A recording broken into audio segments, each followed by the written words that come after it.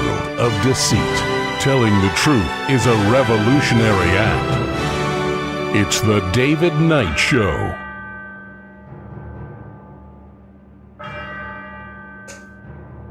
As the clock strikes 13, it's Wednesday, the 22nd of April, year of our Lord 2026. Today, we're going to be talking about megalomaniacal elites, the billionaires who seek to rule us, the people who think they're already little gods and seek to become bigger gods. We're going to talk about Palantir's Manifesto. What does it tell us about this very powerful company and the people that they work with? Because their visions line up with each other. They're not giving all this money to Palantir because they don't agree with Palantir. They agree 100% with Palantir. One of the things that people are missing when they look at this manifesto, as many people said, looks like a supervillain monologuing in a Marvel comic movie. But what they're missing is he's not really monologuing. He's doing a sales pitch to the people who want this stuff. And we're going to begin with Tucker Carlson's Mea Culpa. It's not really a mea culpa at all. We'll be right back.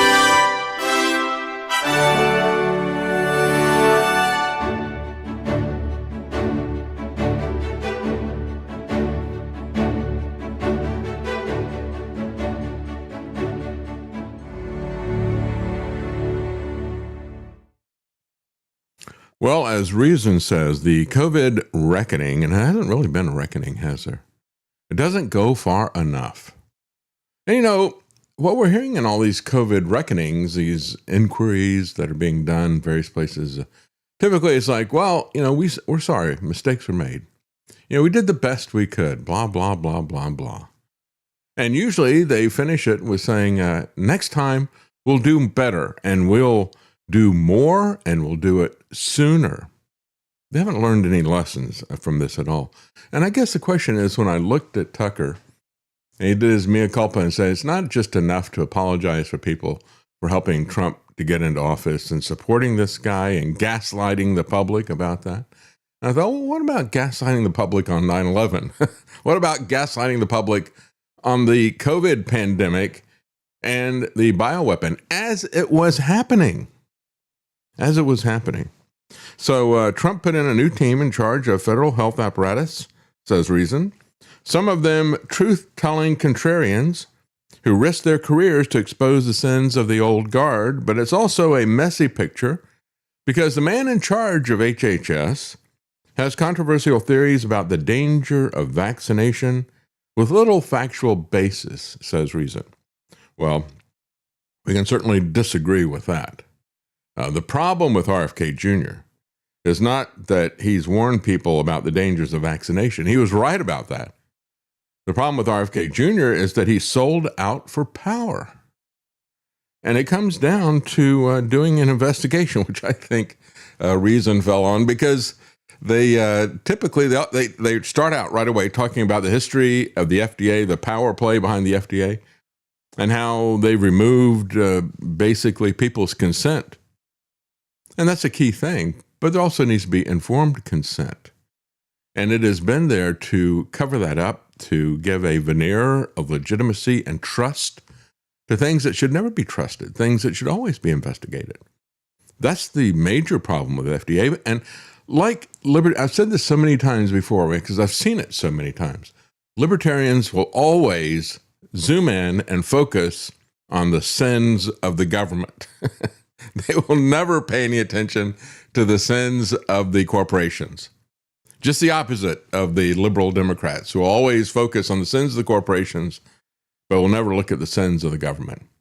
And the reality, folks, is that the two of them have joined forces, and their evil sides have become stronger as they have joined forces. That's the reality of what is happening with this. So, with all that in mind, let's take a look at what Tucker Carlson does in terms of his apology. He says, for misleading people on Trump. Well, again, as I said, he talks a little bit about the pandemic and the bioweapon. We'll see what he has to say about that. But you know, he's also misled people on 9/11 and many other things. And when you look at the pandemic and the bioweapon, he was misleading people as it was happening. right? The purpose of 9/11 in terms of investigation and looking at that was very clear. That these people who purport to use that tragedy, if they're the ones who created it, and I say they are, I'm not going to equivocate about any of this stuff. I've done some research. Tucker Carlson, when it comes to vaccines and things like that, he says, well, I don't know. Trump said, don't you like the polio vaccine? And I would say to Tucker Carlson, he says, well, I don't know. I never looked at that, And so don't give a Mike Johnson answer. Come on. You know why people like Mike Johnson do that. You know why people like Tucker Carlson do that. They know they've got an opinion. And by the way, that's his job, isn't it? It's his job to investigate something that is important like that. If he doesn't know anything about it, start investigating. You're smart enough to know. Instead, he doesn't want to go there because that's going to be something that, hey, if these people are right, I'm going to be a kook. I'm going to be on the, if I go against the vaccine industry, if I go against viruses in general, which that's where my investigation led me. When I started looking at this stuff, I said, well, okay, I was looking at it all within the vaccine paradigm, right? The vaccine and virus paradigm that we'd been told by the establishment medical community.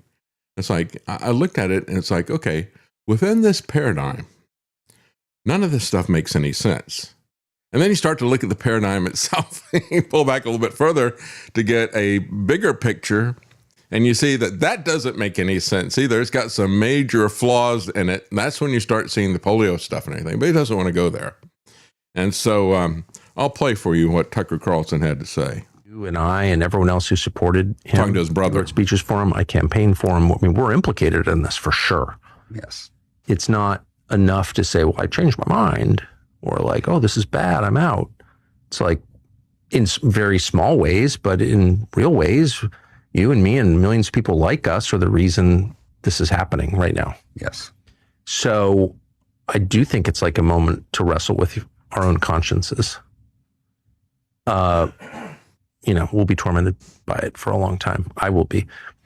And I want to say I'm sorry for misleading people. It was not intentional. That's all I'll say. But anyway, the question does mistakes were made. Present itself immediately like, what is this? Was this always the plan? You don't want to be a conspiracy nut, but like clearly there were signs of low character. We knew that. Yes. But it didn't. There are tons of people of low character who like outperform their character. It doesn't have to be sort of the norm, actually, these days. I would say I've outperformed my character a lot. I don't have especially high character, right? But you try your best. But what was this? Was this always the plan? Yeah, it was. When I look at that, he says, well, it's kind of like mistakes were made, and. We looked at this and I should have known better. I knew this guy was a reality TV show, a guy who had very low character. I mean, they made movies about his character. I remember Karen had for the longest time a sweater that she got as a promotional product. We had the video stores, and it was First Wives Club. And it was kind of funny. The T-shirt, the sweater said First Wives Club. But that movie was made with Ivanka, and it was made to push back against what Trump did to his wife. He just didn't divorce her for somebody else. We look at how he publicly humiliated her. And what have we seen with that? It's been a pattern for him. Absolutely a pattern. That's what he basically built his brand on. You're fired and you're no good and all the rest of this stuff. But again, to come in and say, well, we kind of missed this. That just doesn't cut it. I worked at Texas Instruments, and I was part of a group that was customer liaison for semi-custom semiconductor design for a large company. So we'd have customers like Siemens and a lot of large companies. I mentioned Siemens because we had the group that I was in. We had like a guy from Germany, a guy from France. I was the American. There was somebody from Italy and Japan, and on. It was kind of interesting, working with all these different people from different countries and everything. But, they're working with their own people in their own country.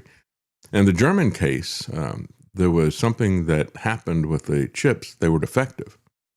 And so the German company comes back in, and Dietmar was like, oh, man, we got to explain this to them. This is huge. And Germany It's not enough to say, hey, I'm sorry, we'll give you a discount or give you your money back. We'll do better next time. That's not good enough. You're going to lose not only this customer, but your reputation in the country if you don't tell them how this happened. They want an explanation. So DeepMark, you got to tell me how this happened. And then you got to explain to me what you've done to make sure this never happens again. Nothing less than that is acceptable. And I would say that when we're talking about something this big, nothing less than that is acceptable. You just can't say, well, I'm sorry, I'll try to do better next time somehow. You got to say, how did this happen? How did you miss this? Why did you miss this? And what have you changed about the way that you conduct your information that you give to people? That's not going to happen again. And of course, we didn't get that, did we? So the question is, how does this help his credibility? And are we gonna just trade one hero for another hero? Don't listen to Trump anymore. I'm your hero now. Trust me. Don't trust Trump. Trust Tucker now. No, trust no one. Do your own research. The program should be the beginning of your research. It's going to give you some ideas, and it should get you inspired to investigate further. It's not designed, none of these programs should really be looked at as the final word on anything. Always critically think about what you're hearing, regardless of who you hear it from. Regardless of whether you get it from me or not. And so then the question is, and I've said this about Tucker before, how did he wind up doing this? You have, I remember during COVID, I criticized him.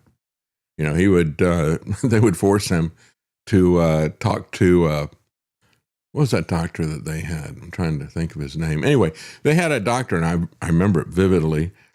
He goes down to see Trump, and the two of them are not wearing masks, so they're standing like 10 feet apart to do this interview. It's kind of awkward.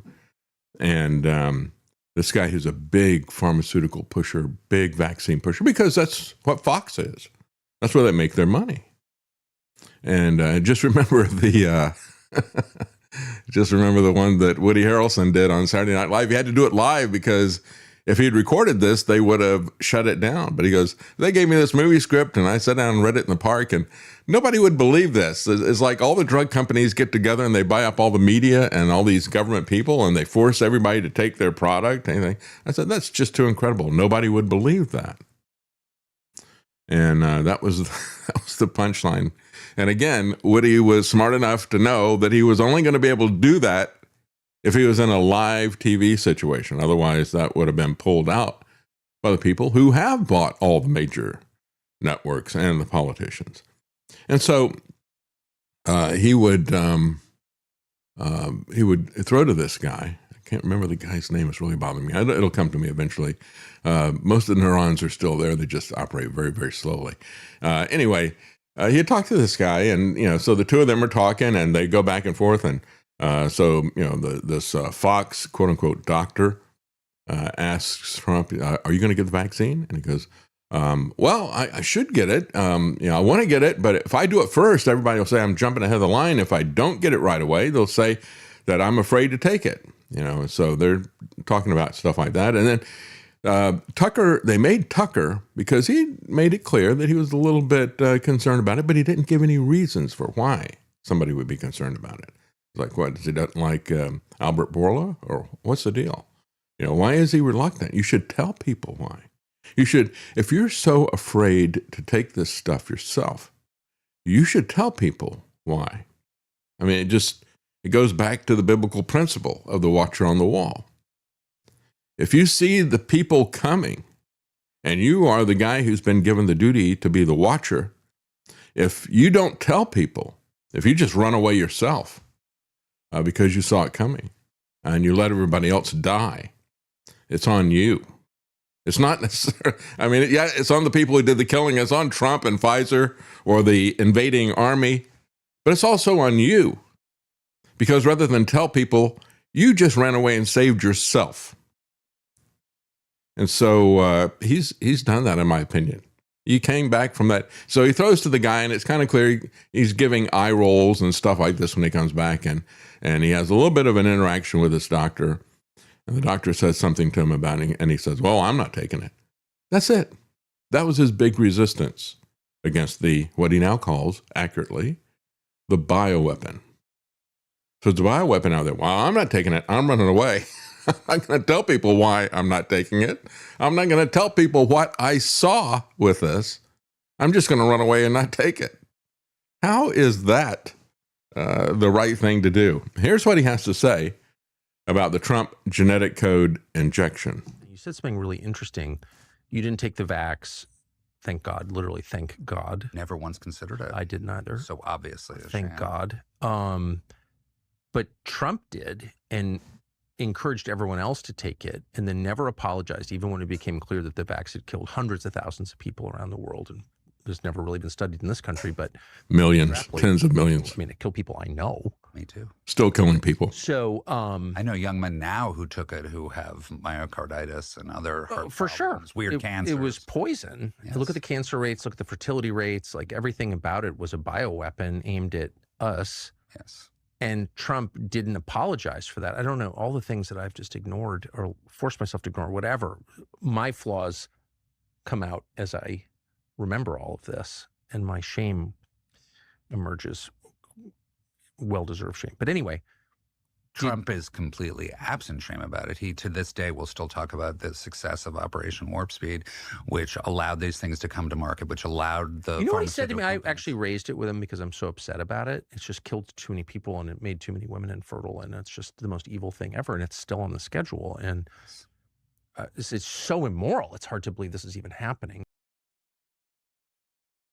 Well, he goes on to say, I thought I had it in that clip, but he goes on to say, and so Trump says to me, so you're not for vaccines at all? You're not for polio? You don't support the polio vaccine? And he says, yeah, so what he did was he just completely changed the subject. We're talking about the COVID vaccine, and he starts talking about the polio vaccine or just vaccines in general. And he goes, I don't know anything about the polio vaccine. And, I don't know what to say about this. And it's like, I look at it, it's like, that's your job, Tucker. You're supposed to investigate this stuff. You're not just there to entertain people and make money doing that, are you? It's amazing to me. He says, so it's not enough to say, well, I changed my mind, or, oh, this is bad and I'm out. Except that's what he did. And when you look at his brother, it's kind of interesting, isn't it, Travis? It's amazing how much he reminds me of Alex Jones. Because Alex Jones has got his cousin, who's like a brother to him, named Buckley. Tucker Carlson named his brother's name Buckley. He named his son Buckley. Tucker's son is named Buckley. And what is it about Buckley? Is it that this is the other thing that's common with him? CIA families. How many people do you know that are in the CIA? How many people in your family are in the CIA? Or any friends that you have who even have CIA family members? I'd never known anybody that was in the CIA before. And I consider that to be a major red flag because of what the CIA is. But anyway, perhaps it's because they really admire William F. Buckley, who was a big promoter of the CIA. He wrote novels, spy novels and things like that. And he was a big promoter of that. And of course, the person who attacked the John Birch Society, genuine constitutional conservatives. They are anathema to the CIA and people like William F. Buckley at the National Review. So again, think about that. His father was not only CIA, but he was propaganda for the CIA. Voice of America, Radio Free Europe, things like that. So anyway, Trump responded, said, well, they're stupid people. They know it. Their families know it. Everybody knows it. Well, I think the reality is that both Trump and Tucker know how to con people. And when you are a con man, you think that everybody is stupid. When you're a thief, you think everybody is stupid. They should have known better. They got what they deserved. They're too stupid to have that money. I'm the one who deserves it. I have seen that attitude over and over again. Now here, in contrast, is the way that it should be done. Carry Prejean Ballers. They talk about in this article from NBC. They're talking about all the different people who have abandoned Trump lately. Here's Carrie Prejean Baller. She was a Trump-appointed member of the Religious Liberty Commission, as we've talked about, and she stood on her principles of religious liberty. And she got kicked out by a lot of these Zionists who don't care anything about Christ. They don't care anything about liberty. They don't care anything about free speech or the Constitution either. They simply want their way. They kicked her out. Trump kicked her out. First of all, she said to the guy who's lieutenant governor in Texas, he was the one who was the head of the commission. And she said, you don't have Patrick, you don't have the right to throw me out of this. I was put in here by Trump, and he's the one who throws me out. Even if you're the head of the commission, you don't have the right to remove me. And so then Trump removed her. And so she said, Trump is an evil psychopath. And she got that right. But she stood on her integrity, and she got thrown out. Tucker didn't want to do that. Remember when he talked about 9/11, what he said about 9/11, and I've played clips, shameful clips, of him shutting down the architects and engineers for 9/11 Truth. They wanted to show the clip of the building, Building 7, collapsing in free fall, even though it was not even hit by a plane. There were just some minor fires that had gone for a short period of time. It's like, explain that, Tucker. And so he'd say, yeah, I got all these 9/11 people. They want to talk to me about the melting temperature of steel and all the rest of these things. Who cares about any of that stuff, right? Is that the guy you want to get your information from? The guy that doesn't care about that. People tell me something about polio, and it's like, well, I don't know anything about that, and I'm not going to look at it either. And so he also said, you know, there's certain things you just can't talk about. You can't talk about Building 7 or you get fired. He said that after he was kicked out of Fox. He knew where the lines were drawn. He knew what would get him fired from his job where he's making tens of millions of dollars a year.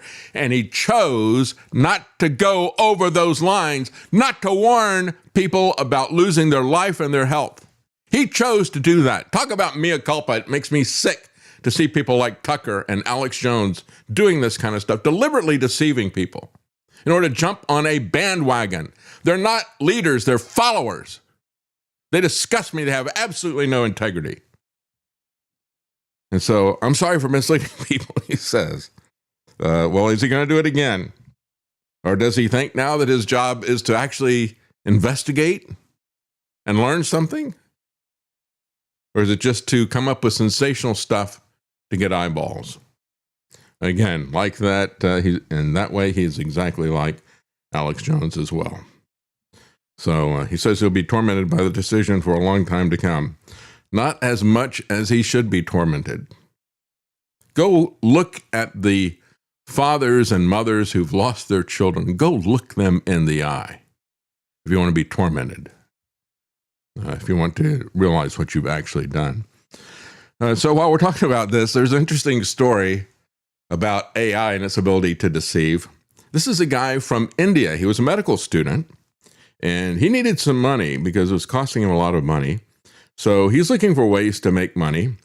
He thinks, well, you know, maybe what I can do is I can use AI to create a sexy looking avatar. You know, I can create a girl that looks really sexy, and I can sell softcore porn of this girl.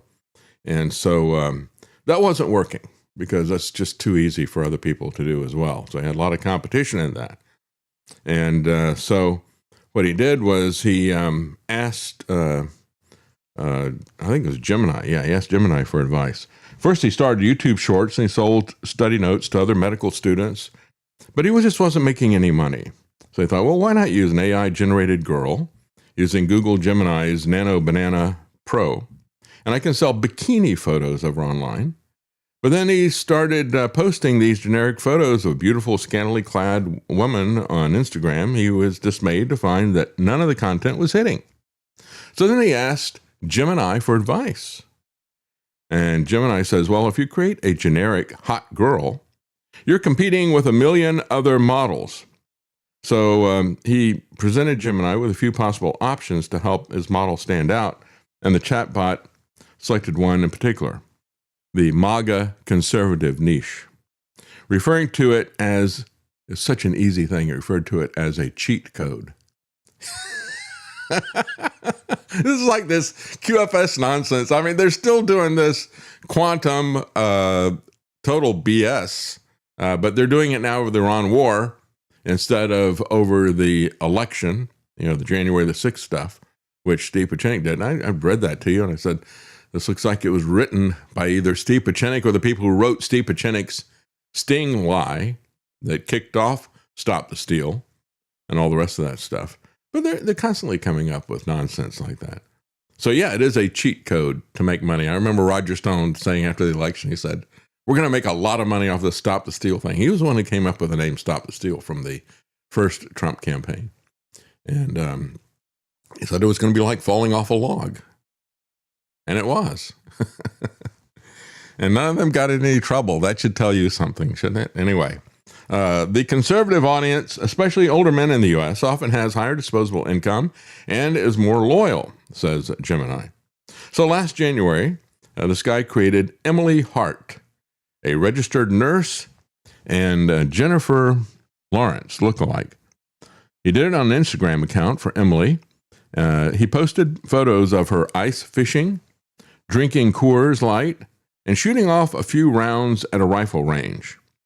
And then he put captions like, if you want a reason to unfollow, Christ is king, abortion is murder, all illegals must be deported, and point of view, you were assigned intelligent at birth, but you now identify as a liberal. Those are the buttons that he pushed on there. Again, using Jesus to make, this is a guy who... He's an Indian. He's not a Christian. He doesn't care about any of these issues. He doesn't care about Christ either. He said, however, the account blew up. He said, every reel that I posted was getting 3 million views, 5 million views, 10 million views. Within a month, Emily Hart had more than 10,000 Instagram followers, many of whom subscribed to her softcore AI-generated content on OnlyFans competitor, FanView. So between the FanView subscriptions and selling MAGA-themed T-shirts, one sample message said, PTSD, pretty tired of stupid Democrats. He estimated that he was making a few $1,000s a month. It's amazing when you look at how much of the MAGA idiots that are out there on Twitter, the people who come up with stuff, and that no matter what Trump does, they come up with some cheerleading thing. And so many of them are bots from other countries, like India or whatever. They just realize they can make a lot of money feeding this tribal delusion that is happening with the Trump followers. They figured out what Alex Jones and Tucker Carlson figured out, and many of these other people who are now opposing Trump. And so he said, in India, even in professional jobs, you can't make the kind of money that I was making. I haven't seen an easier way to make money online. Yeah, it is a cheat code, isn't it? And so they say on this article, the influencers are created from a specific template. They tend to be white, blonde, and with jobs like emergency responders. A lot of them are cops, firefighters, or EMTs. They also incorporate right-wing views into all of their content. They rail about immigration, or the Epstein files. Well, there's one of my problems, I guess, railing about immigration. I rail about ICE and the police state. I want to get the immigration stuff under control. Don't get me wrong. But I am more worried about the means that Trump has been using than I am even the end of our society. Because that is the end of our society. And it ends in a much worse ending than being overrun by foreign culture, to be overrun by a domestic police state that has artificial intelligence behind it. That is my greatest concern. And so I guess I was, a lot of people see me as soft on immigration because of that. I'm not soft on immigration at all. But anyway, or they pose in American flag bikinis. I don't do that either. So believe me, you don't want to see me in American flag bikini or in MAGA hats. And I would never pose in a MAGA hat either. I've never put one of those on my head. I've never had a MAGA hat, and I will never have a MAGA hat. Not at all. So we're going to take a quick break. And before we do, I have a mea culpa. I have a correction that I need to make. And I want to thank Ryan, for the love of the road, for pointing this out. He said the Trump clip that I've shown several times where he criticizes Israel for a load of bad bombs, likes of which I've never seen before. He said that was not, I was under the impression that that happened after Israel violated the ceasefire. And so I played that many times and said, well, so, everybody knows that that was a part of the agreement, even though they've been very careful not to release the agreement. What does that tell you? They keep it quiet because they want to lie to you about it. And we've seen the Trump administration do this last year with a memorandum of understanding with Panama. There was one that was published that was in Spanish, and another one that they didn't publish that was in English. And the Panamanian paper, that's in Spanish, got the English version, and they noticed that it was different, and they published both of them. So the response from the American government, the Trump regime, was to completely remove the American one so that nobody can have access to it on the website, because they want to have two separate agreements, because they're nothing but liars and thieves. So it truly is amazing. So they're going to continue to lie to you, say, well, yeah, we got this agreement, we got this treaty, and they give one version to the other side, and another version they say, that's our treaty. They never have any intent to abide by any agreements, treaties, memorandums of understanding. Never. Truly is amazing. Anyway, so we've seen that kind of stuff before. And what we saw with this ceasefire agreement was you had Iran and the people who were the mediators in it, Pakistan. Both of them said, well, this included Lebanon. Trump, I thought, was complaining about the fact that they had violated from the very beginning. And then he came back around and said, well, it was never in there to start with. And I thought the sequence was that they violated it. He criticized them. He gets a call from Netanyahu, and then he takes Netanyahu's side on this, saying that it was never a part of the agreement. So I was wrong about that. I'm not wrong about Trump being a liar and a warmonger and a thief, but I was wrong about those details. So it's important to make that correction, and I want to thank Ryan for doing that. Again, I can be wrong about things, and I try to do the best I can with research, and you need to do your own research. And when you find that there's a disagreement, please tell me. And if you're right and I'm wrong, I will mention it on air. And so that's my mea culpa that's there. But we're going to take a quick break. Actually, before we do, we've got some comments here. Yes, were we these do. from today or yesterday? These are from today. Okay. We have Bin Laden Bernanke. Norm Macdonald was the George Carlin of his era. He despised all the politician actors, never picked sides, lost his SNL job by tearing up O.J. Simpson. Yeah, that was a lot of fun to watch that. Well, it every appears day. now murder is legal in the state of California. That's right. I'm not a Carlin fan. He has some funny lines, I'll give him that, but he's a very cynical, very malicious person. I don't like him. I don't respect him. And you'll notice in that bit he does, it says, it's a big club and you ain't in it, not we ain't in it. And a man as smart as George Carlin paints himself to be doesn't make a mistake like that. He doesn't do that. Well, you have a lower opinion of him than I do. I actually liked his stuff. I grew up watching him, and I think I have a problem with him. Is that I don't like his stand-up. Atheist. Yeah, Yeah. I don't find his stand-up very funny. I find it all very acerbic and biting and angry. He was a very bitter, angry person, and a man that rich, a man with that much in his life, has no right to be that bitter and angry. Well, Sorry. I don't know. You and I are pretty bitter and angry and cynical about things, aren't we? I mean, that's Life is good. Cut him a little bit of slack there. Nah, I don't like George Carlin. When you look at politics, I got to cut him some slack on that. So you have to Don't listen. like George Carlin. But I just don't like his. The problem is that it's fine to be cynical, and you can even be bitter about being ripped off by these people, but you got to have some hope in life, right? And he didn't have any hope in life.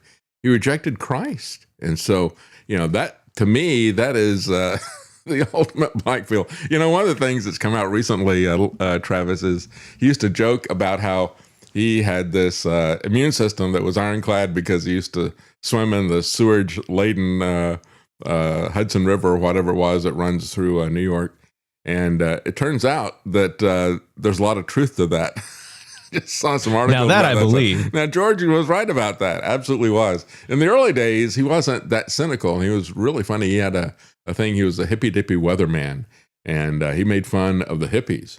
And that's how he got his start. And I like those bits where he's on other places, but 90 minutes of George Carlin is suffering. It is pain. And I compare him once again to Norm Macdonald.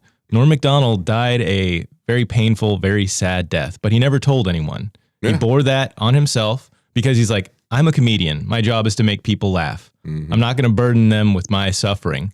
And he was funny and witty right up until the end. Yeah. So that I respect. Yeah. Yeah, that's right. Birdhouse Blues. Rumble is still saturated with MAGA content creators. Amazing. Yeah, that's right. Well, look who owns it. Yeah. Dan Bongino. Dan Bongino still has an audience. Amazing. Jesse Lee Peterson. Amazing. Yeah, absolutely is. Go ahead. Did we lose our comments from yesterday? Because we had some really good ones that we did. Oh, I might be able to retrieve them. I'll see if I can get them back during the break. All right. So we're going to take a break and we'll come back. And if we've got some of those comments we didn't get to yesterday, we'll talk about those when we come back because there were some good ones. We'll be right back.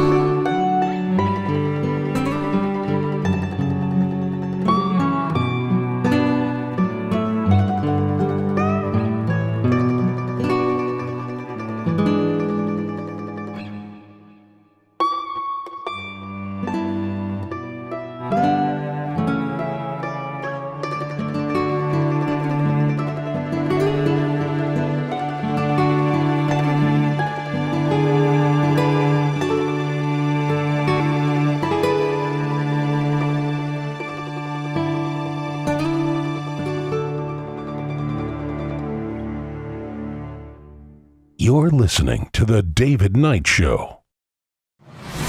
APS Radio delivers multiple channels of music right to your mobile device. Get the APS Radio app today and listen wherever you go. All right. Welcome back. And you were able to retrieve the comments you said? I was indeed. All right. Well, Command Z is a powerful tool.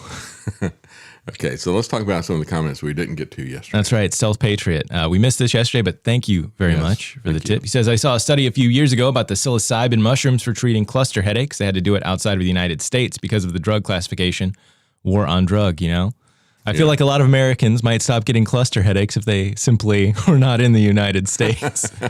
I wonder if they'll spike around April 15th. I'd be very curious to find out. Yeah, that's right. Well, the thing is, the war on drugs has not worked at all, and that was really what I was talking about. Because the FDA doesn't work, the war on drugs doesn't work, Homeland Security doesn't work. Nothing in government works, and we should be grateful when it doesn't work. We don't want to get all the government that we pay for, quite frankly. High Boost says Trump murdered his own supporters to further his campaign. Yes. There was a lot of people on the fence, and after the fake ass attempt, they all jumped on the Trump train again. Yeah. Yeah, that's what we should call it instead of the fake assassination attempt. We should call it the fake ass attempt. It really was, and that's in response to a video that I put together yesterday of all these professional wrestlers who talked about how they hide razor blades various places and cut themselves when they go down on the ground, come up bleeding. And I said, yeah, this is a guy who lived in that world. Donald Trump lived in the WWE world. He was there all the time with Vince McMahon, and they were doing silly stuff like that together. And so he would know how to do that. And there was a video that I played just a little bit of. Mostly I didn't play the part where the wrestler was showing John Stossel how to pull off some of these tricks. but he was talking about how he cut himself. But in that expose that John Stossel did on professional wrestling back in the mid-1980s, they were throwing each other around, and he said, yeah, look, I can do this. This big guy. And the guy did all the work. He made it look like he was picking the guy up and tossing him, but the other guy was doing all the work. So, the whole thing was fake. Yeah. And if he had stuck to wrestling, none of us would have this much of a problem with him. Mm-hmm. Real Jason Barker, that pause was so the blood had time to run, probably. That's right. Yeah. He may not have been sweating enough, Zog Slave. Comment, Jason. Zog Slave says his buddy Vince Trump made his wife Department of Education head. That's right. Linda McMahon, I believe, is her name. That's right. Guard Goldsmith. And of course, Real Jason Barker, you can find him at Knights of the Storm, and you can go to knightsofthestorm.com to see schedules there. They do a great broadcast. Guard Goldsmith, and you can find him at Liberty Conspiracy, says, remember Evander Holyfield's ear after Tyson bit it? And though the skin healed, the cartilage never did beneath that skin. Yeah, we when that happened, I think I played that joke. There was a joke meme that we used to have back in the day, and it was Mike Tyson selling Cheerios. He was on the box, but they were called Earios, and they were ear-shaped little breakfast cereal about Tyson biting the ear. That's right. Cartilage does not grow back, and again, if that had nicked him, you would have seen that nick forever. Yeah, boxing is probably the only combat sport I find mildly interesting to watch, but modern boxing is really lame. Really, really lame. Floyd Mayweather Jr. had a detrimental effect on it. Front Porch Media says prayer is extra dimensional. That's right. We're talking about multi-dimensional beings yesterday. And, the fact that you got all these scientists, now some of them are saying, well, we think reality is 7-dimensional, not 4-dimensional, not the 3-dimensional aspect of space, and then the fourth one of time, but 7 dimensions. We've had a lot of other people who are heavily involved in string theory that say 12 dimensions. And so, that is helps to explain, I think, what we're really seeing with the UFOs. But the fundamental explanation is one that is spiritual, and it is one, of course, that is going to agree with the Bible, because that is our foundation for truth. Alien Poop Evolution says the flood story explains the landscape better than the UN. Yeah, that's right.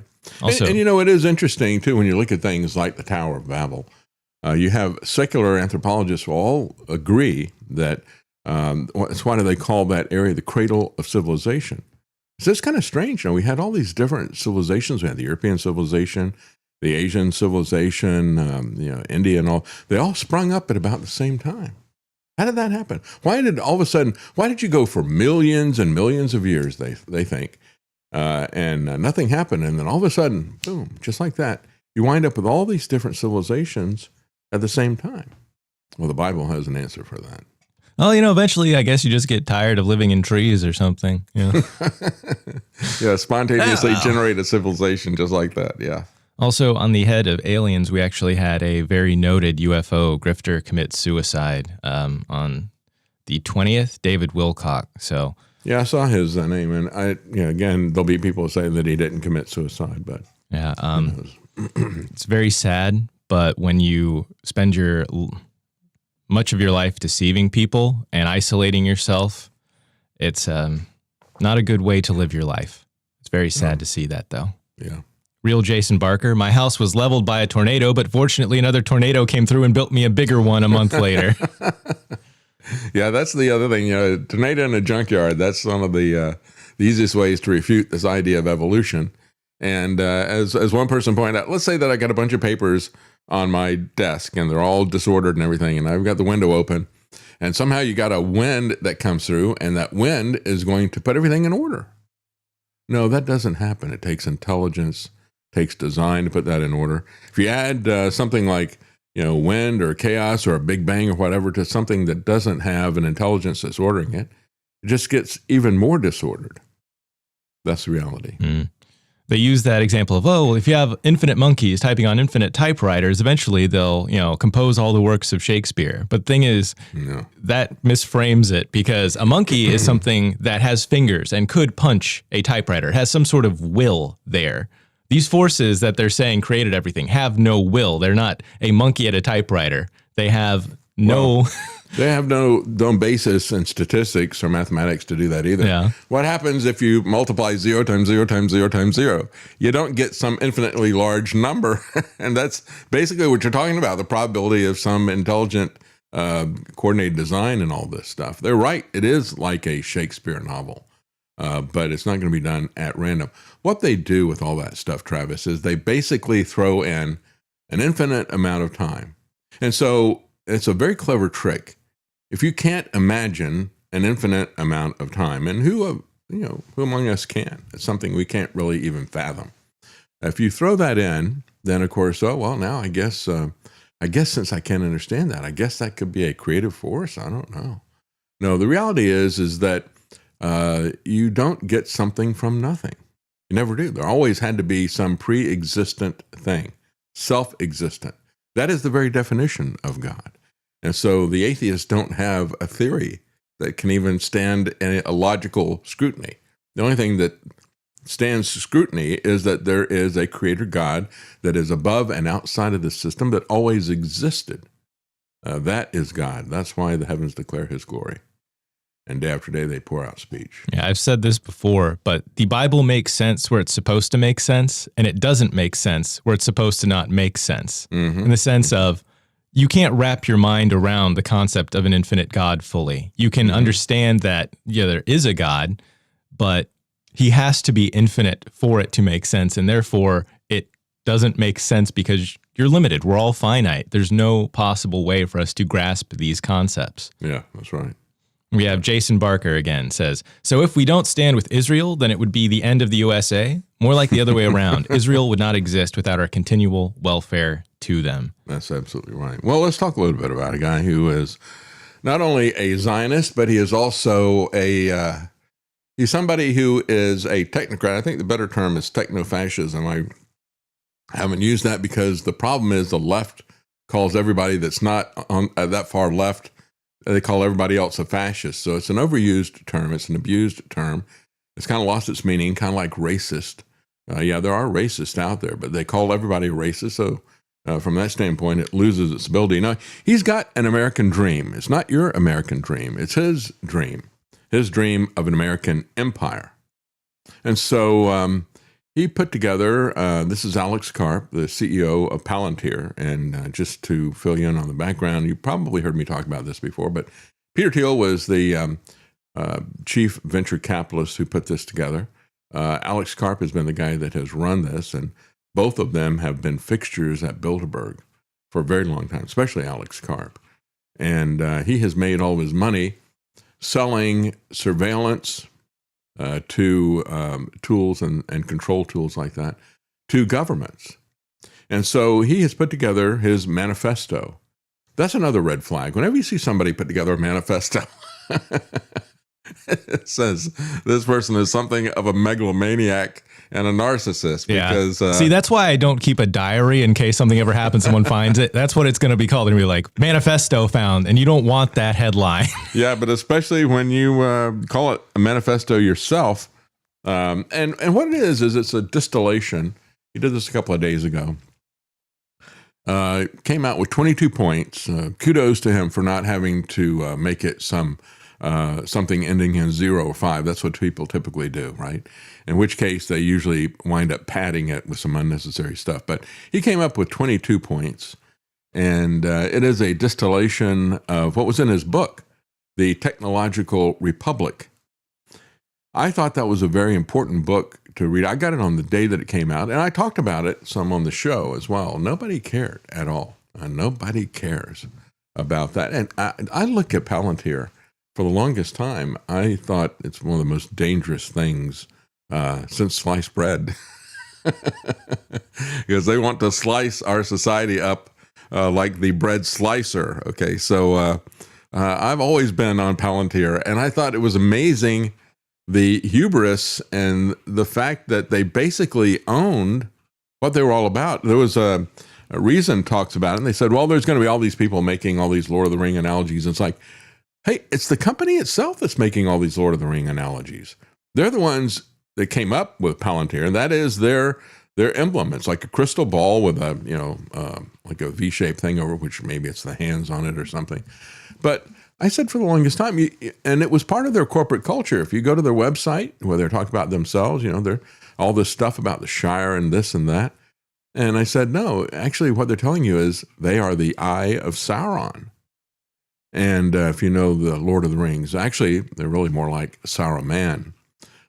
So that has been their design for the longest time. And I pointed out when I did my report on it, I said, if you think about the Palantir from Lord of the Rings, it was this crystal ball that was designed for the kings to be able to communicate with each other at a long distance, right? So it's kind of similar to the internet. The internet was about communication over long distance and things like that. And then what happened was the evil side, Sauron or Saruman or whatever, but it's actually Sauron, took that over. And he used it as something where if you think that you're going to communicate or see something somewhere else, they wound up perverting it and giving it the kind of power where it could see into you. And I said, that's exactly what this is, because it's geospatial intelligence. You use the internet, and this thing is looking at what you're looking at. It's looking at where you're going or whatever, and it's getting all this geospatial intelligence, and it's scraping all your personal information, and it is looking inside of you to predict and to manipulate you. And so that's what it's really about. And his book was not about creating a republic. His book is about creating an American empire, a militarized empire that is aggressive, that is attacking other people, like the empire that we've got today under Trump. That's exactly what this guy wanted to have. It's what the technocrats want to have. And so this has nothing to do with the republic. It's all about dominance, power, centralization. These are the aspects of empire. They are not the aspects of the republic. The republic is about power being distributed amongst the people. This is not about that at all. This is not your American dream. This is your American nightmare. It is his dream of empire, of a techno-fascist empire. And so let's take a look at some of the things that he talks about. Again, this guy worships the state. And if you look at his 22 points, I think it helps to understand that what this really is this is a marketing proposal. He is talking to people in government and bureaucrats who themselves worship the state, worship power, want centralization, want an empire. That's where he's made his money. He's made a lot of it, especially with Trump. But he was getting very big with that before, and he's doing a lot of work for governments. And it should raise people's concerns as to what the designs of these people are. And yet, he gets a pass on this. A lot of people don't pay attention. He's now starting to get some attention, finally. And so let's take a look at his different points. The very first one, Silicon Valley owes a moral debt to the country that made its rise possible. The engineering elite of Silicon Valley have an affirmative obligation to participate in the defense of the nation. Well, the bottom line is that when you look at everything he wants to do, what he's essentially saying throughout his book is that, yes, they owe a debt to American society, but let's rebel against it. As a matter of fact, that's kind of how he summed up his book. So the rebellion is against the rule of law. The rebellion is against the culture, against the morality that created this nation. That's what they're rebelling against. So, yeah, they owe a debt, but they think that their debt is paid simply by making the American empire a great military power and keeping it that way. And so he's not looking at liberty.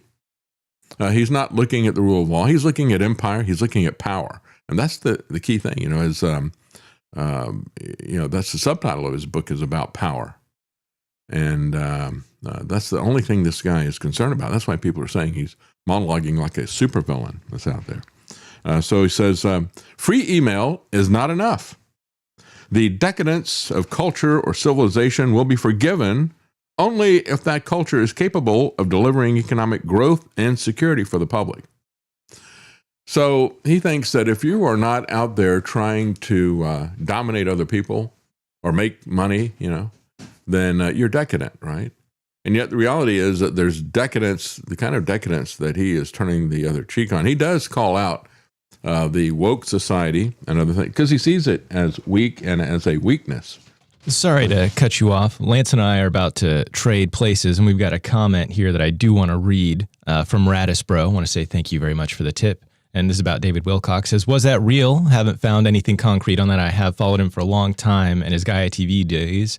Says, oh man, yeah, it seems to be real. Most sources are reporting on it.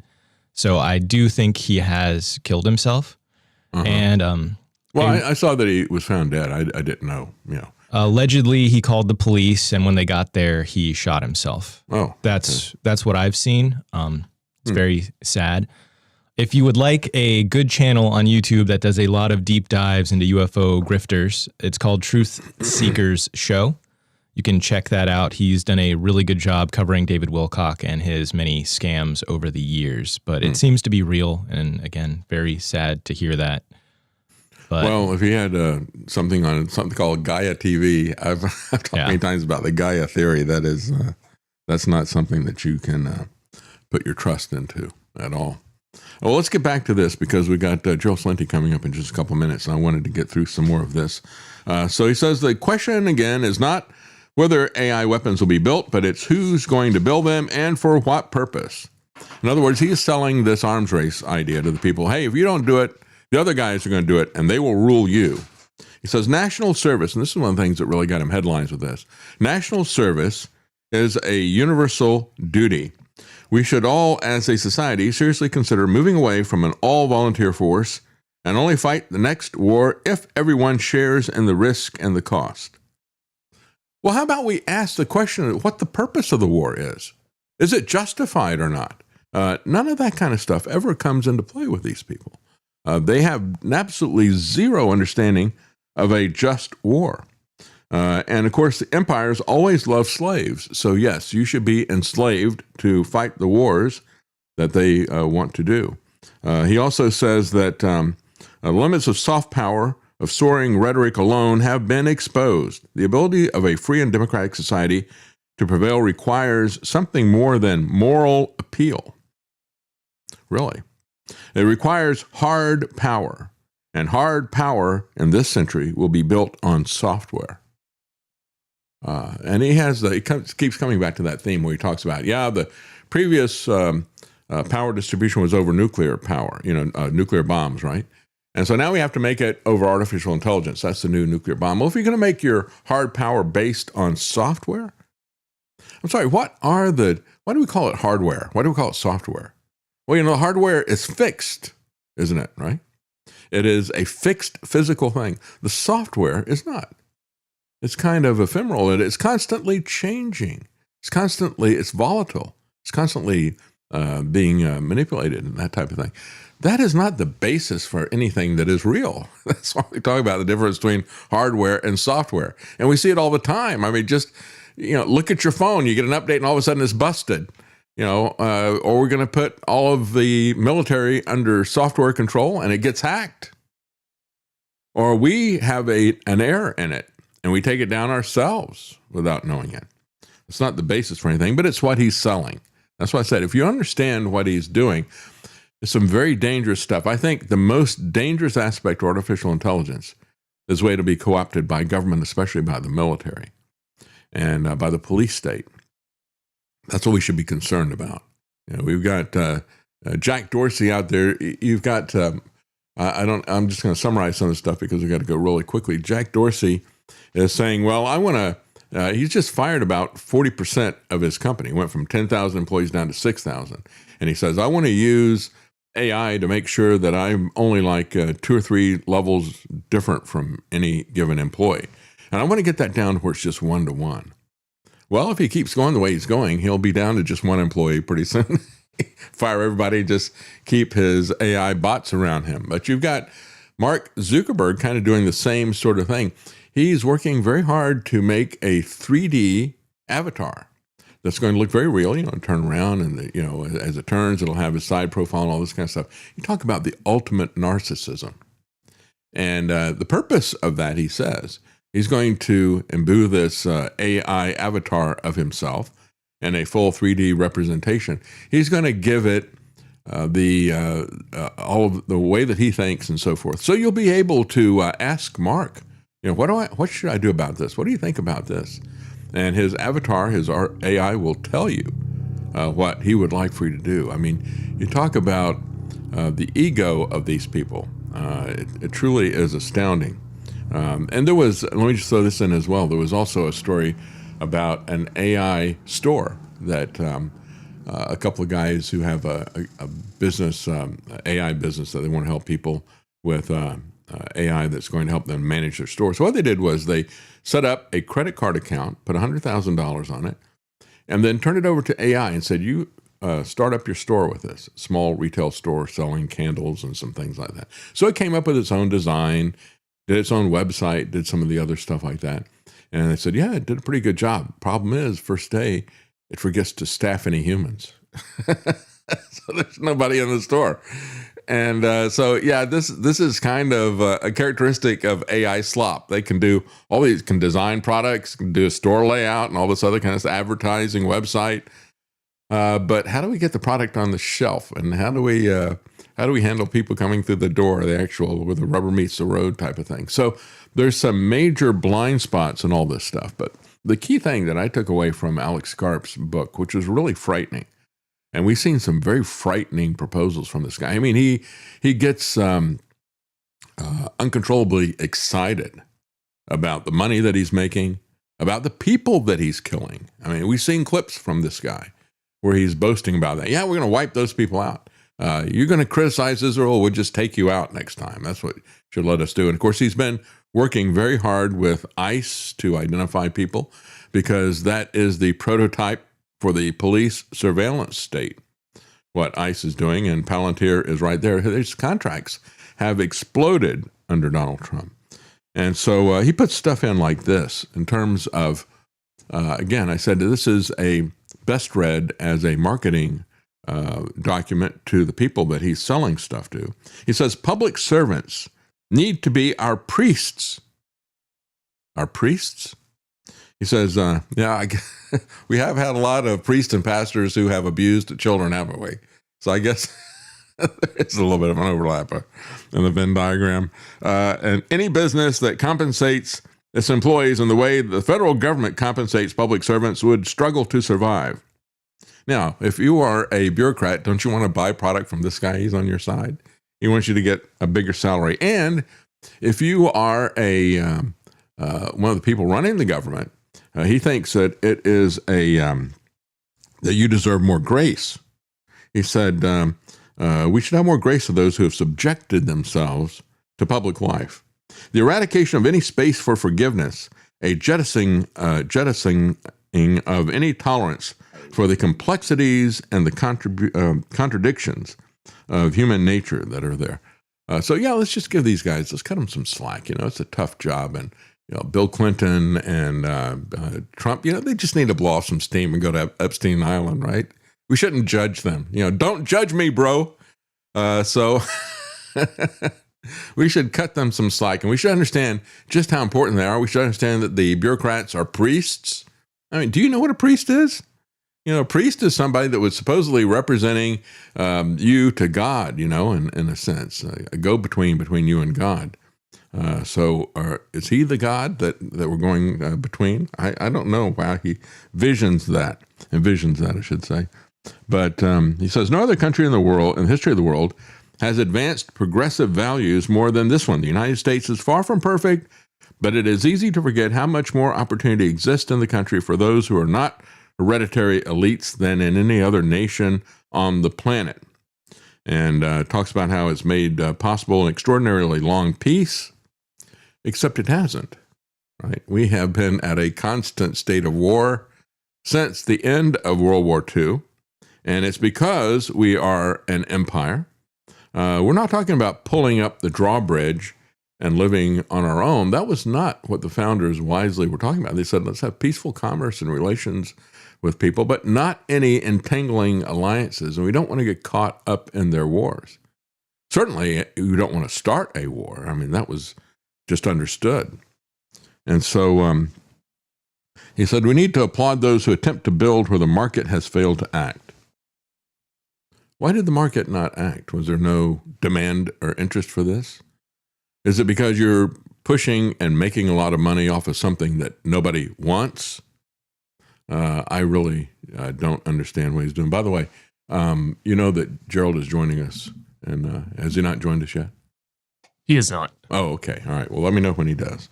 The ruthless exposure of the private lives of public figures drives far too much talent away from government service. So this is a guy who's running the surveillance state. He wants to know everything about you, but we shouldn't have any ruthless surveillance of the politicians who rule us. Isn't that so? Is that newsworthy? Or we've been seeing this for the longest time. As I say, they demand to know everything about you, but you're not allowed to know anything about them personally, not allowed to know anything about what they do. As a matter of fact, if we get a ceasefire, we're not allowed to even see what the ceasefire is. You got Lindsey Graham saying, yeah, we don't need to have a vote or a discussion about the war. He can just go to war. But if we're going to have a peace, we need to talk about that. I need to see that peace proposal, and the Congress needs to vote on a peace proposal, but not on war. I mean, we just get to do whatever we wish with it. It truly is amazing. He makes us pitch for the police state as well. He says Silicon Valley must play a role in addressing violent crime. Many politicians across the U.S. have essentially shrugged when it comes to violent crime. Well, you know, they do that when it comes to potholes as well. Have you got a fix at Palantir for potholes or building roads or anything? No, you don't have that either, do you? Okay. Well, he says violent crime, they shrug when it comes to that, abandoning any serious efforts to address the problem or to take on any risk with their constituencies or donors, and coming up with solutions and experiments in what should be a desperate bid to save our lives. There we go. Got to have a surveillance police state for safety, right? And you need to be strong and, take the criticisms of the people who don't want a police state. You need to understand that it's in their best interest. Yeah, the market may not like this, but we're going to shove this down your throat, just like a police state. And we want to save your lives. We're doing this for your own good. You just are too stupid to understand that, right? It is a pretty amazing manifesto. And again, I'm rushing through this. There's a lot of other points that I wrote down that I didn't have time to cover. But just to pull back and look at the perspective, Palantir paid zero federal income tax in 2025 as it partnered with ICE and the Pentagon. This is a guy who is cheerleading the government, milking the government. He wants people to be drafted so they got some skin in the game. But he's not even going to pay some of his exorbitant profits and taxes. Utter hypocrisy. So we need to go fight his wars for him. We need to go kill the people that his AI targets. But he's not going to pay any taxes. He's going to get money from the government. It's kind of like Planned Parenthood, right? They get tax-exempt status. They get government money as well. And we must not question any of that. Palantir has landed multiple massive contracts under the Trump administration. $1.6 billion in net income last year. The stock more than doubled in value the first half of 2025 alone. In a report to shareholders, the company said it was crushing expectations in terms of growth, with revenue growing, and that was their term, crushing. Revenue growing 93% year over year by the end of 2025. And with all that, they pay nothing in taxes. We've seen this movie over and over again, haven't we? The practice has been present for many years, but it got worse under the Trump administration, and the tax breaks pushed as part of the One Big Beautiful Bill and the 2017 Tax Cuts and Jobs Act, right? But your responsibility is to buy their products, pay for your surveillance, and go fight their wars for them. And when he talks about his profits and how they're crushing expectations, he also loves the fact that they are crushing the enemies of America and Israel. He is part of the Zog. He is part of the Zionist-occupied government, no doubt about it. There's at least 88 major profitable U.S. companies that have avoided paying any federal income taxes in 2025. Palantir is one of them. Tesla is another one. Companies like Southwest and United Airlines Military contractors like Honeywell, utility companies like the American Electric Power, Dominion Energy, and Duke Energy, and even an entertainment company like Walt Disney. There was an article just came out the last couple of days talking about how much they have raised their prices at the parks. And interestingly enough, Karen's mom is here visiting us, and we were showing her some movies of when the boys were very young, 3 to 6 years old, and we took them to the park, and it would cost $219, I think was the amount that they've raised it to, per person, per park, per day. Just absolutely unbelievable. And of course, Disney World opened up in Orlando, which wasn't very far from where I lived in Tampa. It was only about an hour drive from where we lived. And when it opened up, I remember my dad, who was very frugal about things. And one of the things that got him most excited about Walt Disney World was that it had no admission fee. And so we just drive an hour and go over there, and you paid for parking, and it was reasonable. And you could walk into the park and you could eat at the restaurants, and they were reasonable as well. They had restaurants that were all different levels, whatever you wanted to spend. You could go get a burger at the Pinocchio house or whatever. And so you could just walk around the park and then take in the fireworks at the end of the night. They sold, the rides had tickets, books of tickets.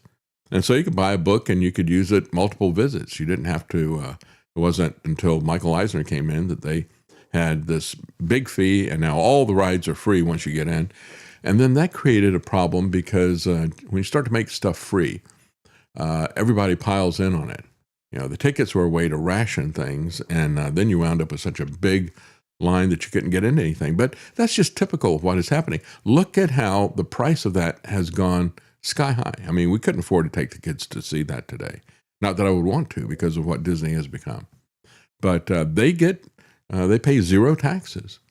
They also get tremendous amount of subsidies for their fireworks, saying they're doing it for some kind of a government study or something like that. So again, the government that this has become, he's not talking about a technocratic republic or technological republic. He is talking about an empire. Everything this guy wants to do is about war and empire. War is the lifeblood of the state, especially when that state is a bureaucratic empire, as the American government is. It absolutely is a very disturbing document to see what he put there. And he has matter of fact, other countries like the UK, they're very concerned about this as well when they look at the contracts that their government has put in. Well, we have Gerald Celente ready to join us, and so I want to cut and go to him. Before we do, Birdhouse Blues has a comment. Palantir sells branded shirts, apparel, and accessories on their official web store for $65. And they're sold out. I wonder if I wear a Palantir shirt, does that give me a pass on some of the flock cameras and the biometric surveillance? Oh, he's a good guy. He's got one of our shirts. Let's leave him alone. I don't know. What they need to sell is some of those camouflage shirts that confuse the cameras and the ones that are reading what you're doing. We're going to take a quick break, and we'll be right back with Gerald Celente. And we're going to talk about where we are with this empire that has taken us to war and keeping us in war. We'll be right back.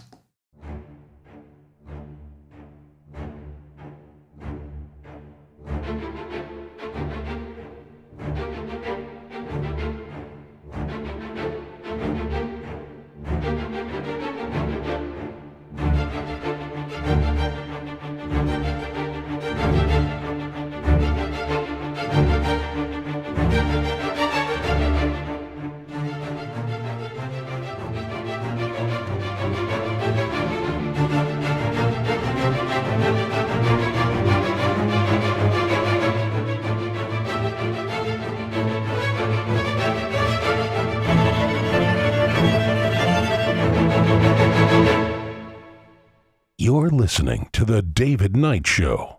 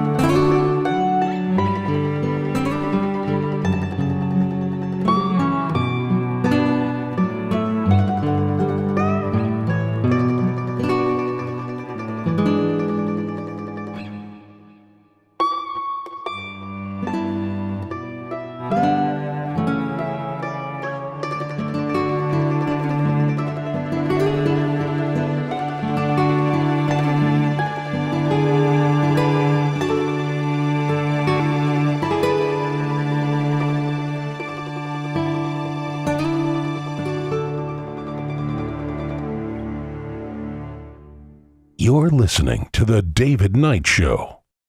I will say the war in Iran is going along swimmingly. We can do whatever we want. Nobody's swimming in the straits, though. It should be ending pretty soon.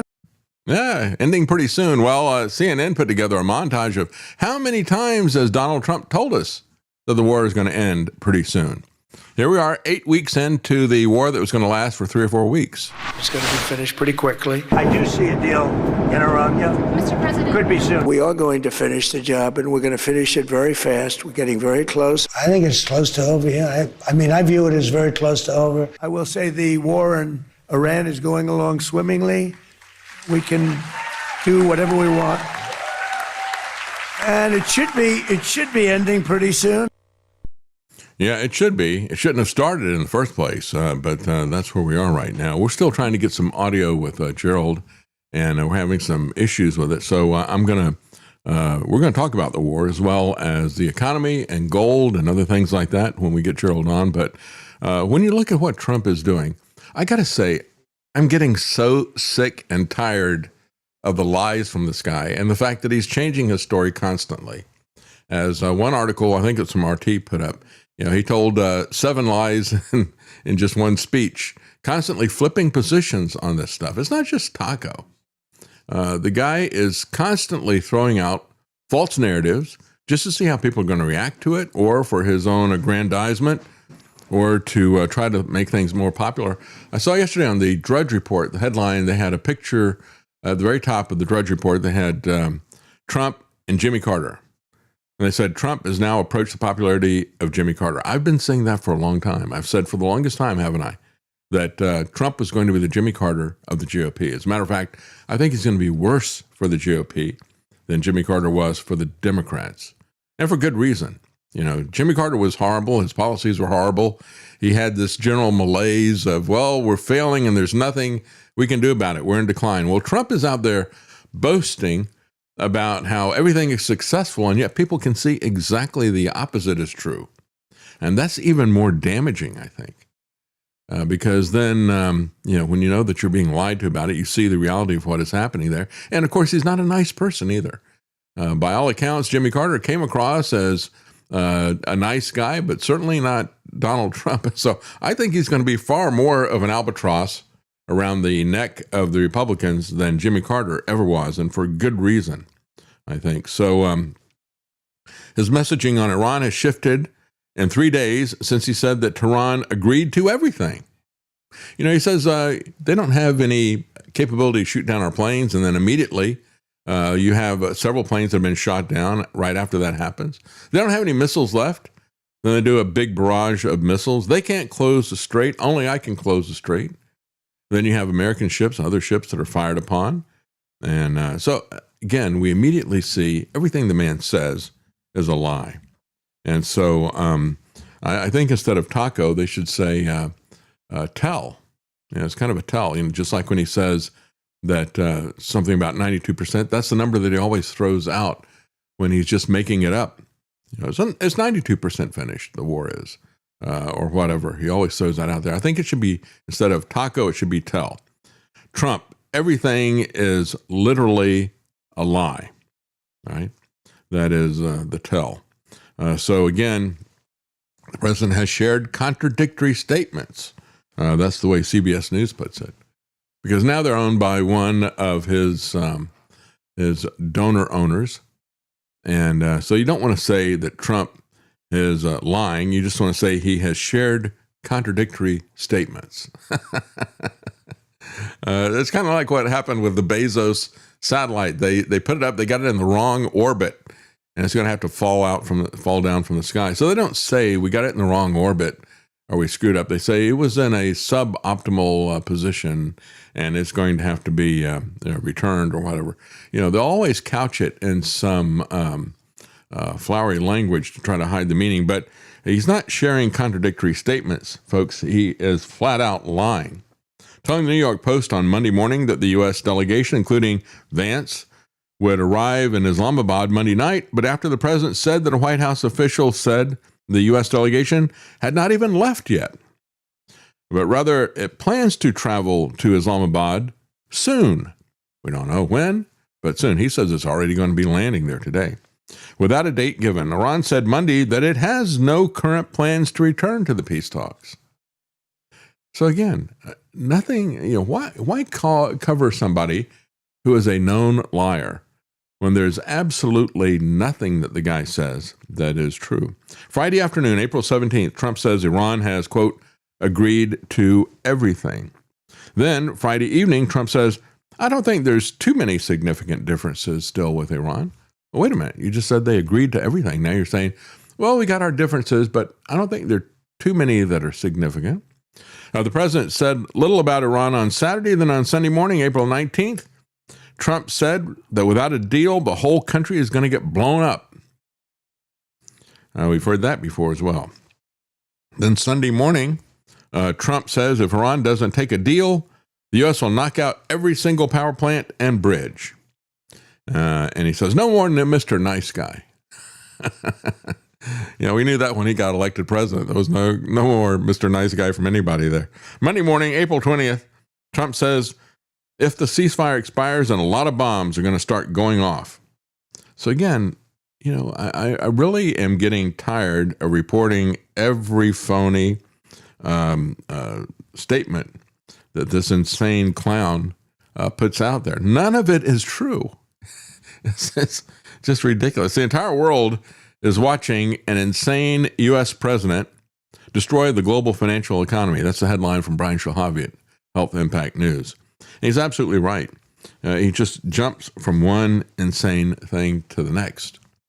We had the Israelis have now put a lot of people questioning, well, if you know and you verified that this is actually something that was done by an Israeli soldier, it's not AI, it's not something that's made up, it's not from some different time or something. This is actually done. Why are these people being punished? Well, they came out and said, yeah, we caught two guys. We caught the guy who did it, the guy who took the picture. They posted it up, and there was another 6 guys that were there. So there's 8 of them. And we're going to give them 30 days in jail for this. And people are saying, well, and they also replaced the Jesus statue that is there. And a lot of people are saying, well, when are you going to replace all the churches that you bombed? When are you going to replace all the homes that you bombed? Because you've been targeting residential areas. You've been destroying church buildings.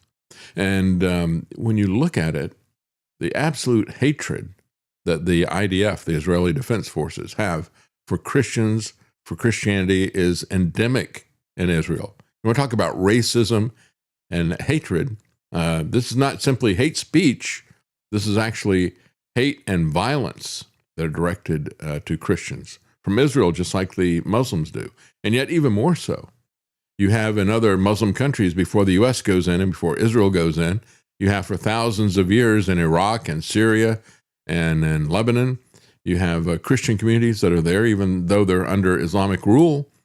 They still are allowed to participate and to exist. Not when America gets in there, the people that they put in power, when the Israelis get in. They want to kill everybody that's there.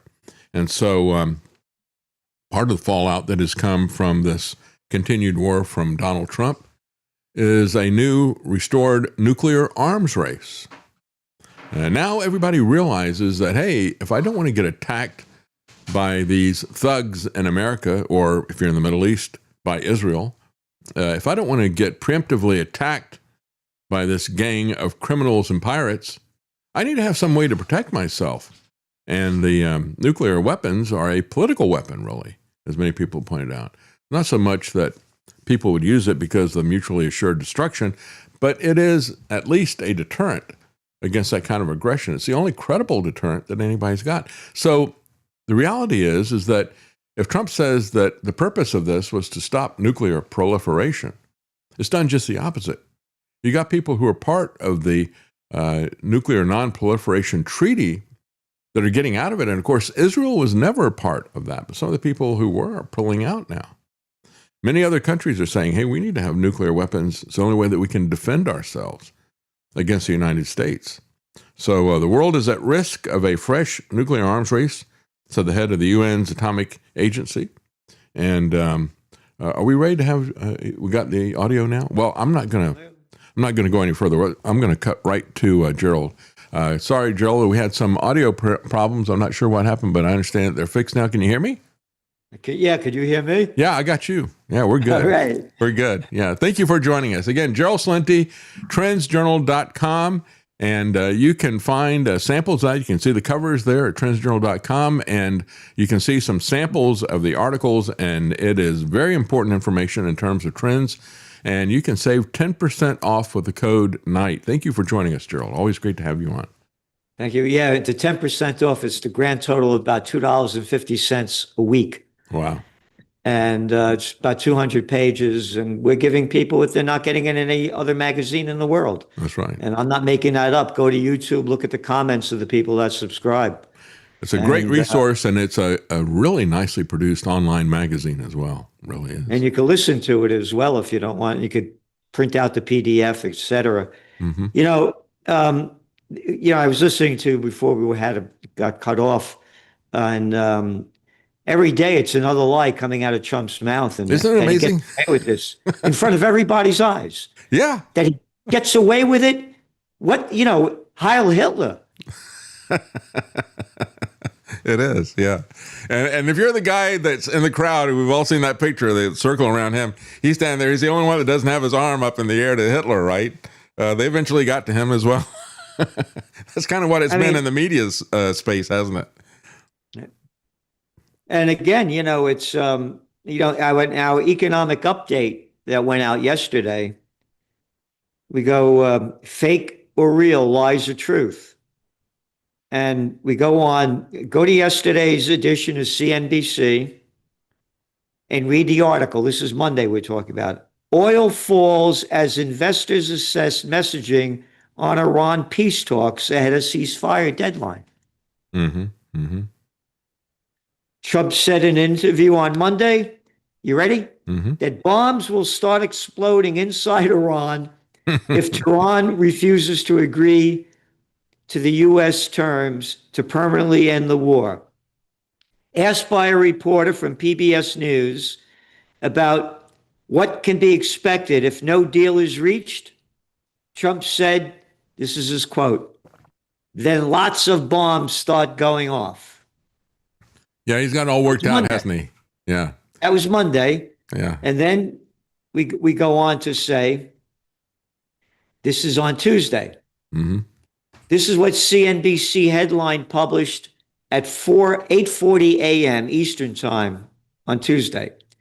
Trump tells CNBC he expects U.S. to make, quote, great deal, end quote, with Iran. Yeah, it's just all bull. As a result of the promise of the talks, this is what we wrote, the U.S. dollar edged higher and gold prices sunk lower. It's just amazing how he's manipulating markets, isn't it, with all these lies? How long is he going to get away with this? I mean, it's constantly he's telling everybody what they want to hear, and then he and people inside his administration are making big bucks off of this, betting on Polymarket and other places like that. Then he comes out and completely contradicts himself, and it goes in the other direction. I mean, you talk about in-your-face corruption in addition to the lies. It's just amazing. Right in front of everybody. How about that guy, Chris Wright, in the company that he's in, that little clown boy? Yeah. That's our, was it Secretary of Energy? hey, we got naval ships that are going to bring the oil tankers through the Straits of Hormuz, all right? And boom, down goes oil prices. And then the company that he runs, there's an article in last week's Trends Journal, don't pay a penny of taxes. Oh, yeah, sure. Yeah. Yeah, they're just manipulating the markets. And it's amazing to me. That's why I say Gerald, I can't even really report this stuff because none of it is real. And he keeps telling the same lies over and over again. And so now the last one I've seen is that he's now saying, well, we've got an indefinite ceasefire. What does that mean? Is that really real? Again, we don't want to tell anybody what we're doing. We don't have a discussion. We don't have a vote, a declaration of war. Lindsey Graham says we got to have a vote if we're going to have peace. We got to be careful about that peace. That's really dangerous. Hey, this is your article in this week's Trends Journal. Energy Secretary writes Liberty Energy paid no U.S. taxes in 2025. And they made a ton of money. Oh, yeah. Yeah. Well, It's a crime syndicate. Yeah. Again, there was an Italian guy by the name of Mussolini. Yeah. The merger of state and corporate powers is fascism. That's right. That's right. And so don't call me an anti-Italian. I'm a Napolitano born in the Bronx. Oh, but if I'm against Israel, I'm an anti-Semite. You can't be, hey, I'm against Mussolini. Why you anti-Italian? I hate Hitler. Why you anti-German? I hate Netanyahu and the Zionist crime syndicate. Why you anti-Semite? Yeah. That's the crap they spew out. That's right. Yeah, we were talking just before you came on about Palantir. They paid no taxes either. And yet they get massive amounts of government money, and they are setting up techno-fascism. He's making all of his money. He doesn't pay any taxes, and yet he's demanding that they bring back the draft. And he says, well, you shouldn't be able to have any say-so. You shouldn't have a vote unless you have done service, unless you've been drafted and fought in our wars. Yeah. Hey, Slimeball, go over there and fight right now. Yeah. All right? Go over there. What's your favorite war, you little piece of crap? Go over there and fight. Yep. Yep. Anybody that supports war, put on your costumes, go over there or shut your damn mouth. Go to Israel. Go to Ukraine or shut your damn mouth. Well, Gerald, that's one of the things that Alex Karp said. He said, we can't have a situation where the elite have no skin in the game. They need to be subject to this kind of stuff as well. And it's like, when has that ever happened? And of course, he's not doing that right now. He's young enough that he could go fight. He could sign up and go fight in the wars just like Eric Trump or Trump's other kids, except for the only one that's too old to go fight is Don Trump Jr. But all the rest of them could sign up for any of the military services. That's right. Yeah. Anybody that supports a war overseas, get the hell out of there and go fight or shut your little mouth. That's right. Yeah, I've told the story before, but they didn't, when you look at World War II, they didn't need a draft. You had people like my dad and all of my uncles after Pearl Harbor, they signed up.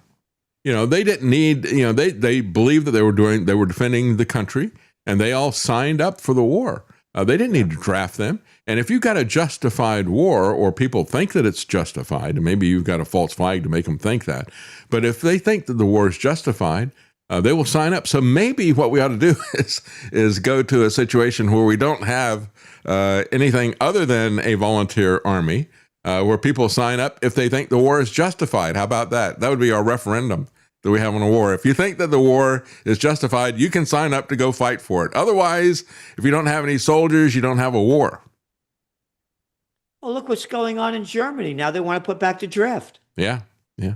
You like World War I, the Germans? And I like World War II better, Mm-hmm, mm-hmm. Again, it's all a bunch of crap. And again, where the hell are the religions trying to stop this? As I said, this is serious because they're not going to end this war. Israel's going to keep it going. One of the demands that Iran has made is that Israel has to stop bombing and stealing land in Lebanon. They've killed thousands of people. Over 1 million people have been thrown out of their homes. That's right. That's right. And so there's not going to be a peace deal. And I'm concerned they're going to go nuclear. Yeah. Israel, they have the Samson option. They say if they lose, they're going nuclear. There's no way that the United States and Israel are going to be able to defeat Iran. Yeah. Unless they go nuclear. That's right. That's right. And when you look at this situation with the Israeli soldiers who smash up, they tear down the statue of Jesus on the cross and smash him up, right? What is significant about that is not the statue, but it's, as many people said, what about this? Look at all the residential areas that you bombed to rubble. You're not going to do anything about that. They go back out and they replace it. It's a major PR issue for them because, A, it shows the hatred inside this organization. B, if they go in and they bomb a residential area, they can say, that's just the fog of war. We don't really have any control of that. Things like that happen. This was something that was right there, and you could see there wasn't any way they could explain that away, right? People could see exactly what was happening with that. And that is really the issue there in Lebanon. And it's what the Israeli government is doing. I mean, even to the extent that they're now making, just as Trump is talking about his next war with Cuba, they're talking about their next war with perhaps Turkey. Some people said, well, maybe that's why Trump is saying he's got to get out of NATO, so he doesn't have this inherent conflict if Israel and Turkey mix it up with each other. And of course, they need to for their greater Israel plan. They want all the land from the Nile to the Euphrates, and part of the Euphrates runs through Turkey. So that means they're going to have to go to war with Turkey as well. They're more than willing to do that. Well, God gave him that land. It's in the good book, chapter 6, section 8. Don't you know that? Section 8. Yeah, the insanity clause there. For Klinger on MASH. That's really what it should be. It should be the Section 8 section that they're yeah, I mean, and again, what's going on, how they're rigging the markets, it's just a joke. A sick joke what they're doing. And again, we're writing about this in your magazine, the Trends Journal. I said what they said at 8:40 a.m. that Trump says that I expect to be bombing because that would be a better attitude. And he said that the price that there's going to be a peace deal. Now, this is CNBC headline yesterday, 2:55 p.m. Stocks fall as oil jumps on fear Iran negotiation breaking down. CBS notes, Donald Trump on Tuesday said he thinks the U.S. is going to end up with a great deal with Iran to end the week-long war, even as he said he does not expect to extend the ceasefire. Yeah. To expire on Wednesday. That's today. I'm not gonna extend it, all right? Yeah, well, he wanted all the people in Iran to take to the streets for regime change. When they took to the streets, Gerald, it was to protect the infrastructure, the bridges and the power plants and other things like that. They used themselves voluntarily as human shields against this aggression from the United States and Israel. That's when they took to the streets. Yep. Trump said, I think they have no choice. We've taken out their Navy. We've taken out their Air Force. We've taken out their leaders. Then we go on to say that, then he changes it to say there's going to be a ceasefire. As we detailed by the facts, minute by minute, Trump keeps spewing out, a lot of crap. Earlier in the day, with an interview on CNBC, Trump was asked if he would extend the ceasefire deal if one didn't happen tomorrow, meaning today. He said, I don't want to do that. That's what he said yesterday. And then what does he do a couple of hours later? It's insane. It truly is. He said, I guess part of this is, what does it mean if you've taken out all of their military? What does it mean to have a ceasefire? They keep telling everybody they got nothing to shoot at us anymore. And then we get a missile barrage of, 100 missiles coming into a particular city or to Lebanon or whatever. And not Lebanon, but into Tel Aviv. What does any of that mean? As soon as these guys make this kind of announcement with all this hubris, they're immediately shown to be liars. I know. Yeah. Well, we go to all the media. Like, for example, we go to subscribe to Haaretz, the Israeli newspaper. We pay to go there. We don't have to pay to go to Jerusalem Post, Times of Israel. Why not? We go there.